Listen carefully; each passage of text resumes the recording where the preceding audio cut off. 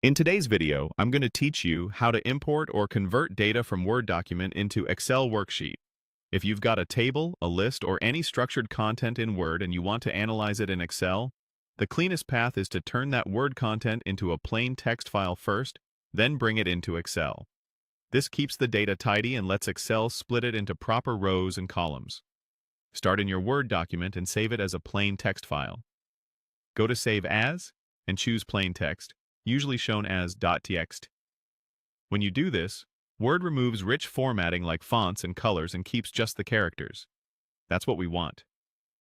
Before you save, glance over your content to make sure it's structured in a grid-like way. For example, use tabs or commas to separate columns, and use a new line for each row.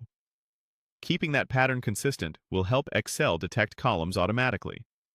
If you see an option for encoding, choose UTF-8 so special characters import correctly.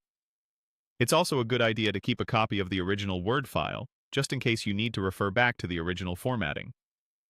Now switch to Excel and head to the Data tab. This is where all the import tools live, and it's the best place to control how your text turns into a table. Click from Text CSV. You'll find this in the Get and Transform Data group. This command launches the import tool designed for plain text and CSV files. Next, upload the text file you just saved. Navigate to your .txt file, select it, and confirm. Excel will show a preview of your data and usually guesses the delimiter automatically. Check that the columns look right in the preview. If everything appears in one column, change the delimiter in the dropdown to match what you used in Word, like tab or comma.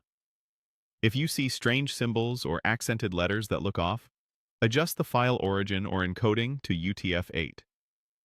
You can also review how Excel is detecting data types, such as dates and numbers, to make sure they're interpreted correctly.